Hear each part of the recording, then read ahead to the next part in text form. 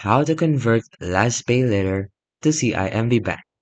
So, as of now, you cannot directly convert LazPayLater to a CIMB bank account or any bank account at all. But here's what you can do. You can do an indirect way. You can do the buy and resell method, basically just sending cash to your CIMB account. So first, use LazPayLater to buy a high demand item on Lazada, such as phones, power banks, appliances, gadgets, and e-wallets or gift cards. Then you want to sell the item for cash.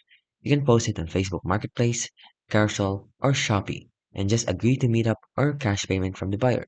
Then you can deposit the earned cash into your CIMB account via GCash, then link bank. You can also do it on 7-Eleven, buy at centers, and do a direct bank deposit if the buyer pays digitally.